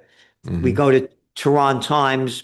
We go to Press TV. We go to IRNA, ISNA. We go to Tasman. We go to the Iranian sites. We go to Arabs. We go to Al Jazeera, Arab News, etc. This is what Press TV reported yesterday. Iran armed forces don't let, you ready? Quote, lying, delusional Trump skew battlefield realities. They call him a lying, delusional Trump. Well, they nailed it. That's exactly what he is. Yeah. Then they go on to say about the ceasefire after he said he wasn't going to do one. There are reports that an Iranian official said that, quote, extending the ceasefire has no meaning. And Trump's ceasefire extension is an attempt to buy time for a surprise attack. That's right. Yeah. Or to assassinate the people who are doing the negotiation for the peace deal. That's one of the reasons that they said if there's going to be any more negotiations, the Iranians said we're going to have to do it in Russia or China because we don't trust you not to kill the negotiators. That's how bad it's become. Yeah. Yep. So what we're saying is that this war is going to keep going. Israel will not retreat from Lebanon. You know, I had dinner with Dennis Kucinich and his wife 2 weeks ago. And Dennis was, of course, you know, congressman from Ohio and ran for president. Oh, yeah. As a peace candidate. He said he went to Beirut a number of times. He said what they're bombing over there are upper middle class cities. Mm-hmm. Mm-hmm. He said these are very beautiful places that they're killing all these people and bombing it to ruin. Because they want the land. You know, they want the land. That's their project for doing this. You know, I've seen this game before, Gerald. I remember in Tampa, we had some people that, you know, my dad grew up in Tampa, so he had some real estate. He wound up reselling it, you know, rented it for a while, then he resold it. And it had run down these various places by the time I was there. But they had a mayor, Sandy Friedman was her name. They used to call her Sandlot Friedman. What they would do is they would come in and they would condemn a property for specious things. Oh, you haven't mowed your lawn, so we're going to start hitting you with a massive fine per day. And the people couldn't afford it. Or I'm going to say that you got to repaint your house, and they couldn't afford to repaint their house or something. So they'd start hitting them with fines that were, you know, $100 a day or something like that. They would get several $1,000 fines, and then they'd come in and condemn it, knock it down, and then turn it over to the big real estate guys, right? That's why they called her Sandlot Friedman.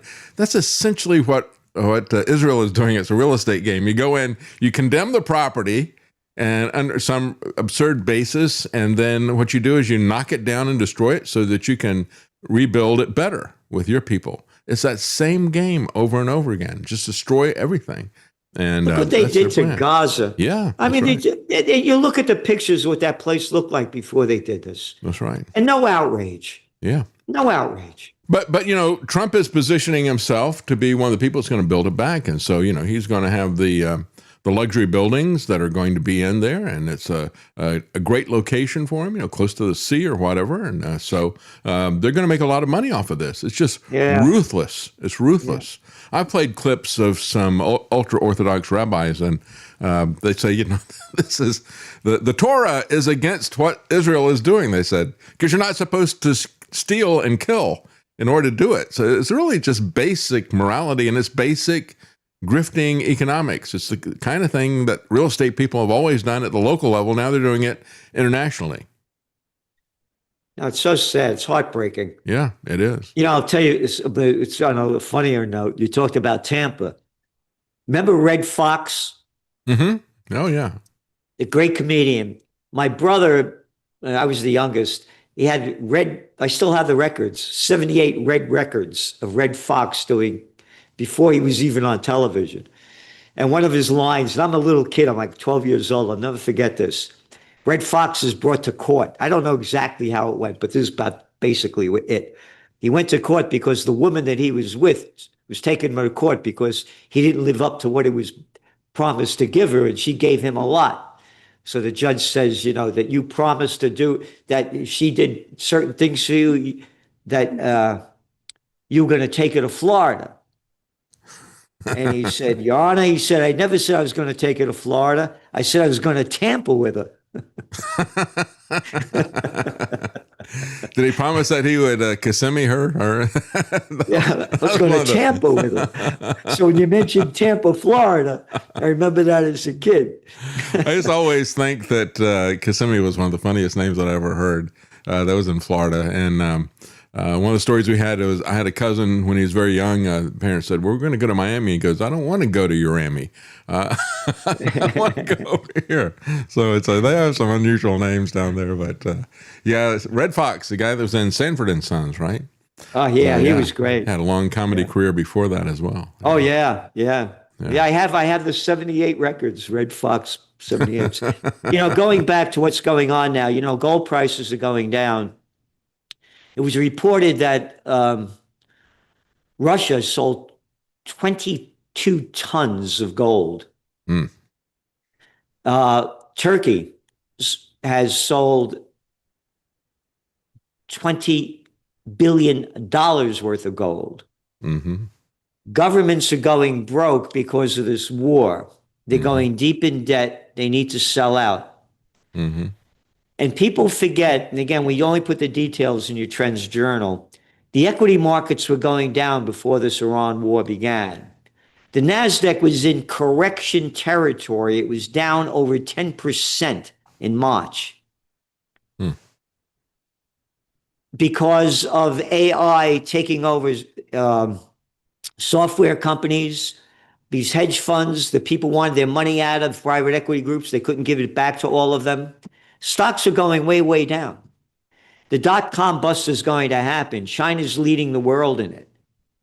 And they're artificially propping up the equity markets. Going back to gold. Yes, gold prices are going down because, again, people are covering their losses. When they bet on gold, they're losing it in the markets. They're covering their losses with it. Yeah. And again, they got good profits in gold, and like you point out, they bought stocks on margin or something like that. Or maybe you are a Middle Eastern country, and you're seeing your industry being blown up right now. Where are we going to be able to get money?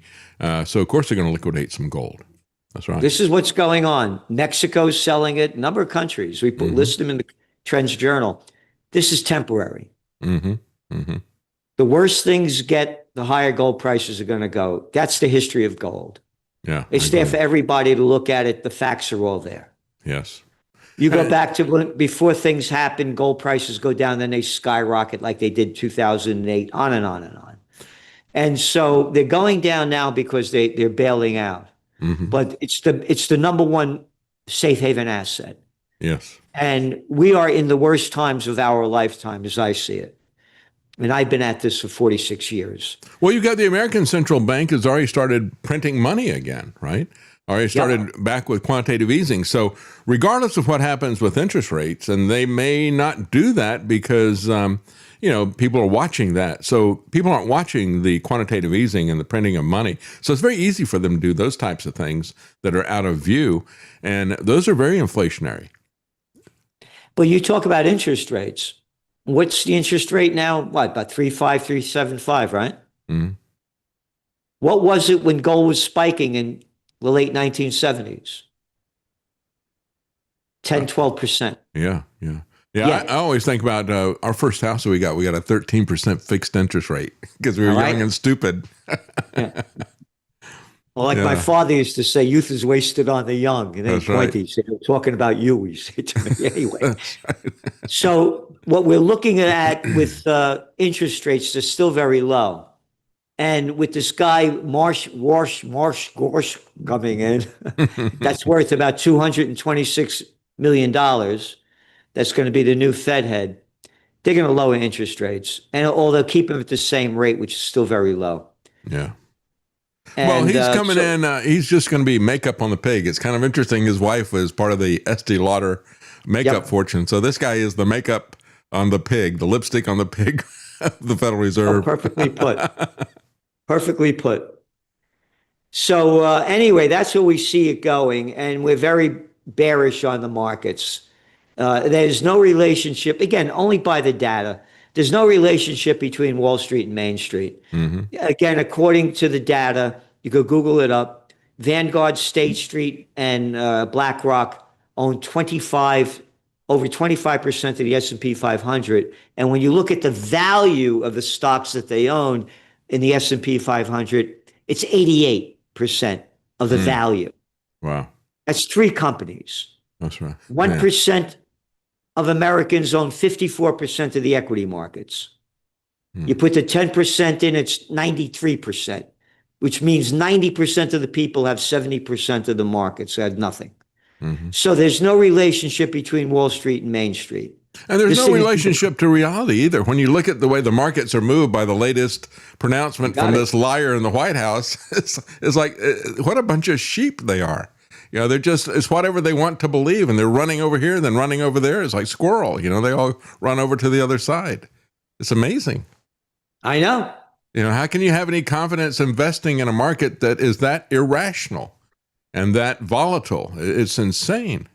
Absolutely insane. And even when you see gold moving as quickly as it is, it's like everything is getting so volatile. It's truly amazing because gold is there as kind of a stable thing, but that the price of gold is really reflecting the volatility of the American dollar.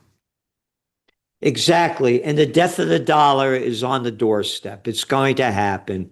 There was an article that came out in Fortune magazine about 3 weeks ago, 3 weeks ago, that put the real debt level at about 143 trillion, not 38 trillion, when you put in Social Security and other government debt. And so, and then they got to pay the interest rates. The higher they are, the more you have to pay on the debt level. No, this is serious. The death of the dollar is going to happen. And again, this war has destroyed the global economy. Yes, it's amazing. Isn't it amazing how, we always talk about, well, this guy's got his finger on the button. He could start a nuclear war and a Holocaust for the entire world. But this guy has done it to the economy. I mean, he started with an economic war with all these tariffs, and the way he was doing it was simply to attack other countries, and even said that I can use my tariffs to destroy that country, and I will. If you say something I don't like, I'm going to raise your tariffs to 100%, just like that.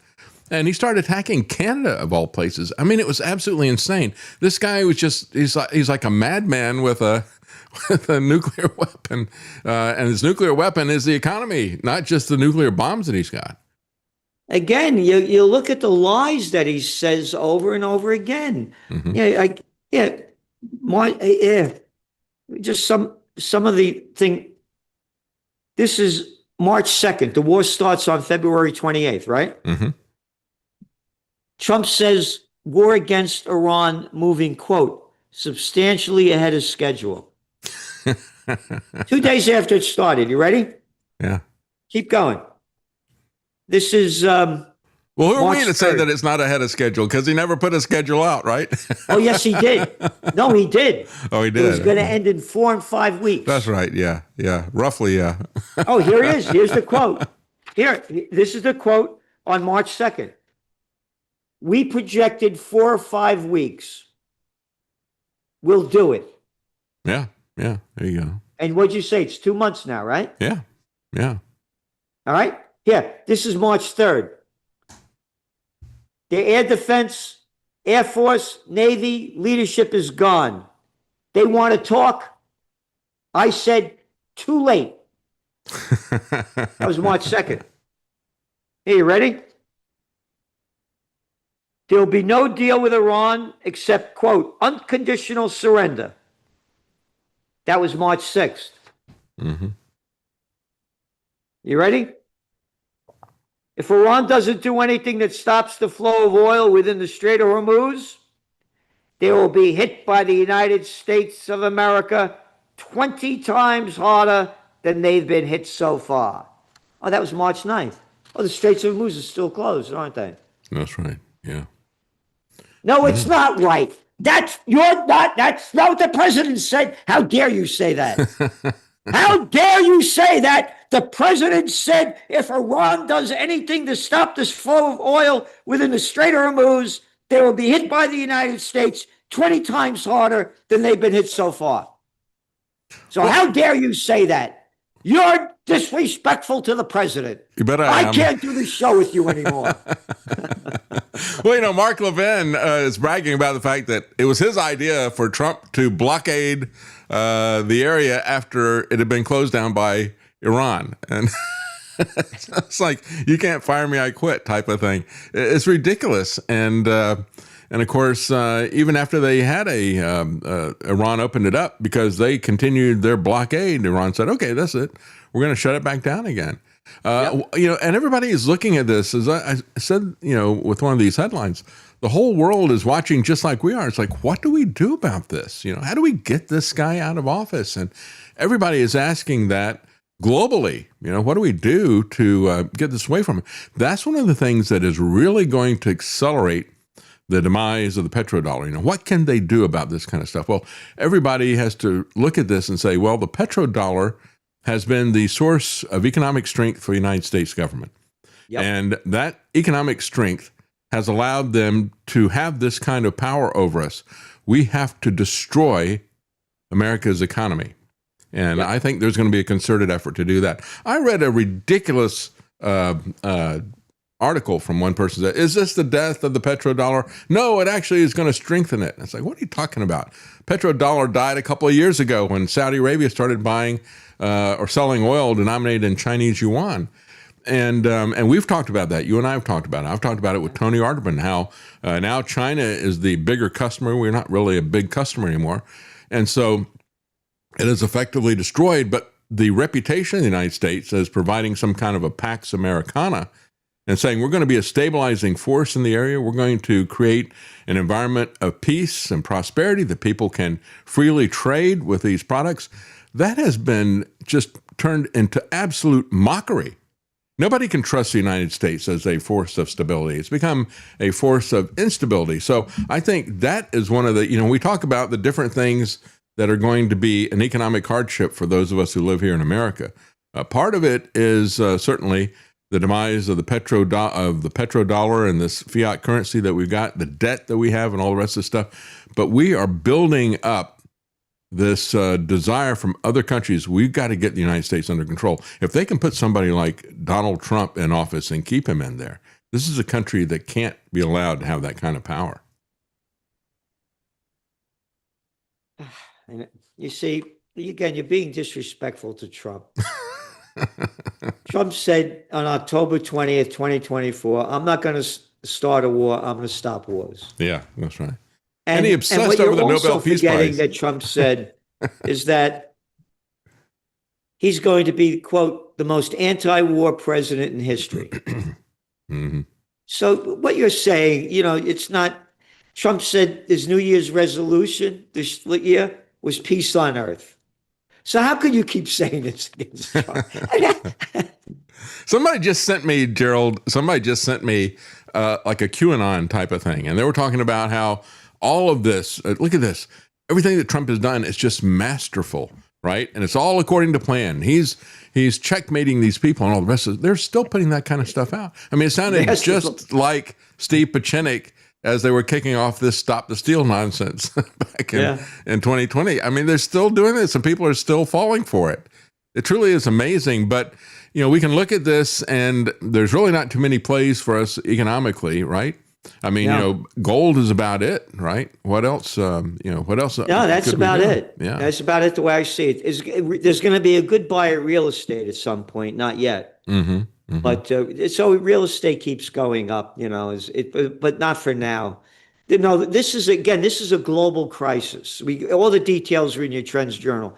And again, even the IMF, World Bank, one after another is coming out saying how bad it is. Yeah. And this is serious times. If we don't have peace on earth, it's going to be hell on earth. Yeah. Yeah. Well, I mean, just look at, it's going to affect food. Everything's going to be affected by this. And even if they were to stop right now, it's going to take a very long time for them to get production back up. You got it. Let alone to unwind this kinked up supply chain that we've got there. So, yeah, it is. And yet, as the energy secretary that you mentioned earlier in the program, right, Trump lost it on this guy because the guy said, well, we're not going to see gas prices coming down until well into 2027 at the earliest. Trump said, no, it's not. It's going to come down right away as soon as we get out there. And it's like, man, he can move the markets because the markets are very volatile and they're very jumpy and they are extremely optimistic, overly optimistic. But the reality is something that is completely different. The kind of stuff that you see at the pump is something that is totally different.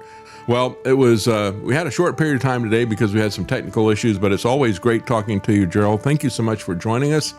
And again, trendsjournal.com.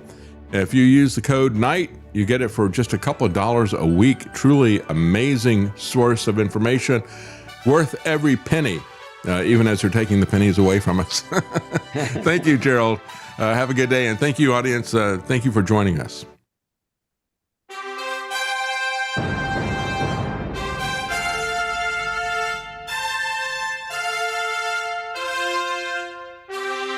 The common man. They created Common Core to dumb down our children. They created Common Past to track and control us. Their Commons Project, to make sure the commoners own nothing, and the communist future. They see the common man as simple, unsophisticated, ordinary. But each of us has worth and dignity, created in the image of God. That is what we have in common. That is what they want to take away. Their most powerful weapons are isolation, deception, intimidation. They desire to know everything about us while they hide everything from us. It's time to turn that around and expose what they want to hide. Please share the information and links you'll find at thedavidknightshow.com. Thank you for listening. Thank you for sharing.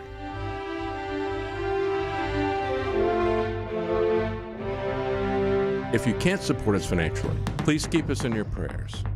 thedavidknightshow.com.